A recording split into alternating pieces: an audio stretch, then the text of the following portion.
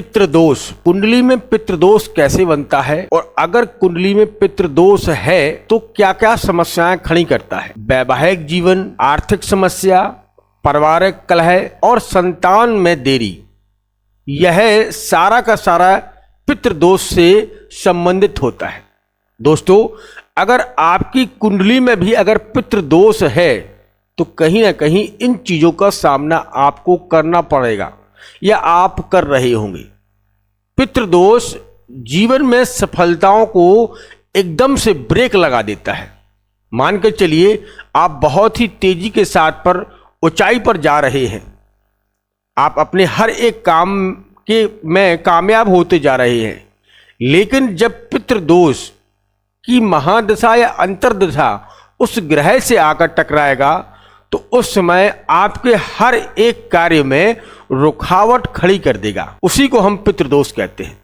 बहुत सारी हमारे पास कुंडलियां आई और सभी से मैंने बात की तो उन्होंने कहा कि एक आप प्रॉपर तरीके से पितृदोष, इनकी पितृ श्राप पर आप वीडियो बनाकर डालिएगा और हो सके तो आप रेमेडी भी हमारे साथ में शेयर करिएगा।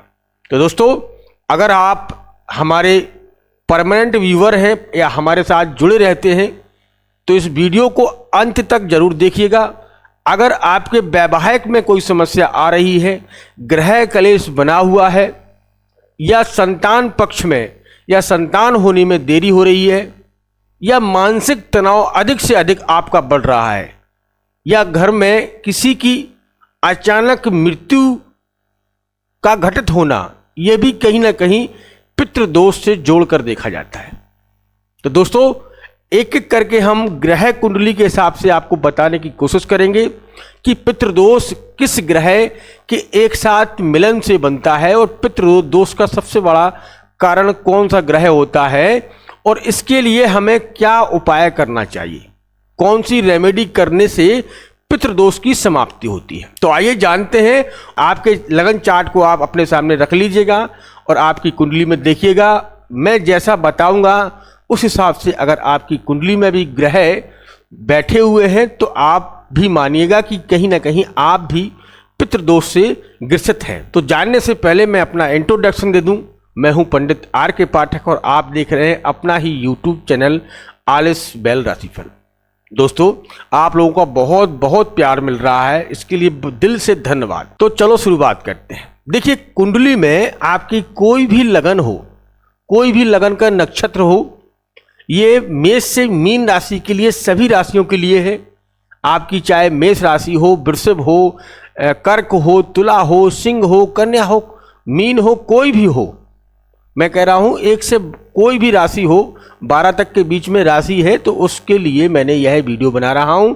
आप भी अपना लगन चार्ट खोल लीजिएगा और आप भी समझिएगा कि आपकी कुंडली में पितृदोष का कारक क्या है। देखिए, अकेले राहु का पितृदोष नहीं होता है। हम आपको समझाएंगे कि राहु के साथ में कौन सा ग्रह होने से पितृदोष का हमारे जीवन में प्रभाव देखने को मिलता है।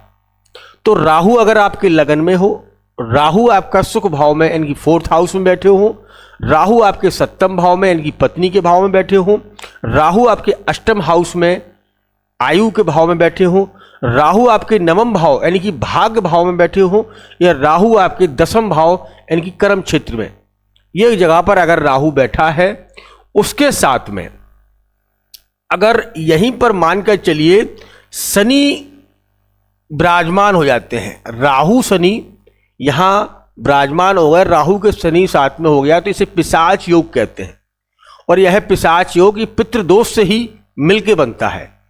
तो ये मान के चलिए कि आपके पूर्व जन्म में आपके द्वारा कुछ ऐसी घटित घटनाएं हुई हैं, उसका दोष आपको इस जीवन में कहीं ना कहीं भोगना पड़ रहा है। मैं साफ साफ कह रहा हूं क्योंकि यह पूर्व जन्म के कुछ कर्म आपके जो कुछ बकाया रह गया जाते हैं या कुछ अधूरे रह जाते हैं, उनके लिए या आपके द्वारा कुछ ऐसी घटित घटनाएं हो जाती हैं, वो आपके लगन आपके पूर्वज से जोड़कर आते हैं। दूसरा, अगर यहीं पर शनि हो तो इसे भी हम पिशाच योग कहेंगे। तो यहां पर अगर शनि के साथ में सूर्य हो, ठीक है, सूर्य के साथ में यहां पर अगर सूर्य बैठे हुए हैं, ठीक है, यहां सूर्य बैठे हुए हैं, राहु और सूर्य बैठे हैं, तो इसे भी हम पितृदोष कहेंगे। इसे ग्रहण बोलते हैं, यह इसे जो है पितृदोष के रूप में आएगा। तो मानकर चलिए कि आपके परिवार में कोई सदस्य का कोई अधूरा काम रह गया है, या अकाल मृत्यु होना, या अकाल कोई ऐसा कार्य होना, या जीव जंतुओं का आपके पूर्वज या आपके किसी संबंधित से जो है उनकी मृत्यु होना, वह पितृदोष का कारक बनता है।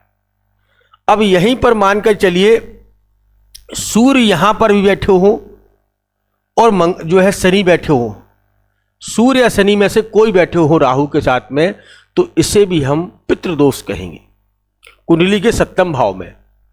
ठीक है, कुंडली के 7वें भाव में इसे पितृदोष कहते हैं। यहां पितृदोष बनेगा, सुख भाव में पितृदोष बनेगा, और आपके जो है 7वें भाव में। तो आपके पूर्व जन्म में पत्नी के संबंधों में पति या पत्नी के संबंध बहुत मधुर नहीं थे, उनके द्वारा कुछ ऐसी घटित घटनाएं हुई हैं जो इस समय आपको पितृदोष का सामना करना पड़ रहा है। यह जीवन में आपके पूर्वज या आपके परिवार का कोई सदस्य ऐसा जो आपसे रिलेशन रखता होगा, यहां तक कि आपके सास ससुर उस जन्म में उनका कुछ ना कुछ आप पर ऋण है, वह पितृदोष आपको लगा हुआ है, उसका निवारण आपको कराना पड़ेगा। अब चलते हैं 8वें हाउस में। यहां पर अगर शनि के साथ में सूर्य बैठे हैं तो यहां पर भी पितृदोष का जो है प्रभाव रहेगा। यहां पर आपकी आयु में कि पहले आपके पैतृक, आपके पुत्र, आपके परिजन के माध्यम से आपका यह पितृदोष बना है। आप घबराइएगा मत, मैं थोड़ा डीप में ले जा रहा हूं, आपको समझाने की कोशिश कर रहा हूं, इसीलिए वीडियो थोड़ा लॉन्ग हो सकता है, लेकिन अगर आपको समझ में आ गया तो आप अपने पितृदोष को समाप्त कर सकते हैं। उनके लिए मैं उपाय भी बताऊंगा। ठीक है, तो यहां पर जो है पितृदोष का आपके परिवार के पुत्र या आपकी कोई ऐसा संबंधी जिससे इस पितृदोष का आपको निर्माण हुआ है। यहां पर गुरु भाग्य में अगर पितृदोष बन गया, राहु और गुरु बैठे हुए हैं, तो इसे भी हम पितृदोष कहेंगे। तो कुंडली में जहां पर भी राहु शनि, राहु सूर्य, राहु गुरु का मिलन होगा तो वह पितृदोष का आपको देखने को मिलेगा। पितृदोष आपकी जीवन में लगा है। अब यहां पर अगर कोई ग्रह चंद्रमा, जैसे राहु की दृष्टि या केतु की दृष्टि या शनि की दृष्टि चंद्रमा को प्रभावित कर रही है, उसको भी हम पितृदोष कहते हैं। तो इसके लिए हमें क्या करना चाहिए, इसके लिए हमें क्या उपाय करना चाहिए, और पितृदोष से हमें क्या क्या नुकसान हो सकता है। देखो, अगर आपका कुंडली में पितृदोष है तो वैवाहिक जीवन में आपको देरियां होगी, वैवाहिक में बड़ी कठिनाइयां होगी।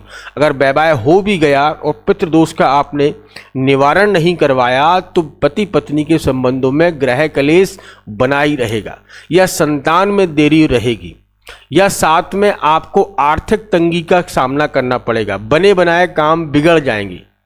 ये चीजें आपके साथ होती रहेंगी। प्रॉपर तरीके से अगर आप अपनी कुंडली में देखकर पितृदोष का निवारण करते हैं, बहुत ही सरल है। कौन कर सकता है? कोई भी कर सकता है, आप या आपके माँ बाप, कोई भी कर सकता है।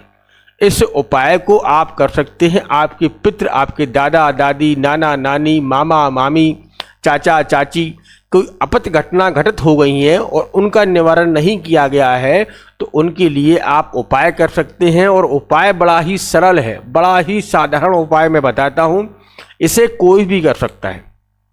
करना क्या है उसे सुनिएगा। पितृदोष की मुक्ति के लिए अमावस्या को पीपल के पेड़ के पर जल अर्पित करें, तिल दर्पण करें और पितृपक्ष को श्राद्ध करें, गाय या कुत्ते को भोजन कराएं या ब्राह्मण को दान दें। अमावस्या के उपाय समझ लीजिएगा। अमावस्या के दिन आपको यह उपाय जरूर करना है।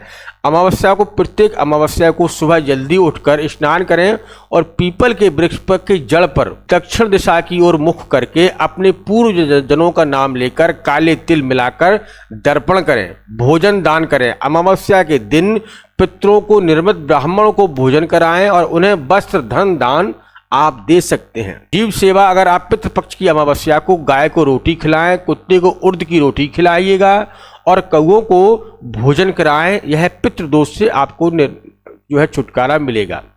अगर आप धार्मिक अनुष्ठान करवा सकते हैं तो नारायण बलि या पिंडदान का आप किसी ब्राह्मण, योग ब्राह्मण से आप करवा सकते हैं।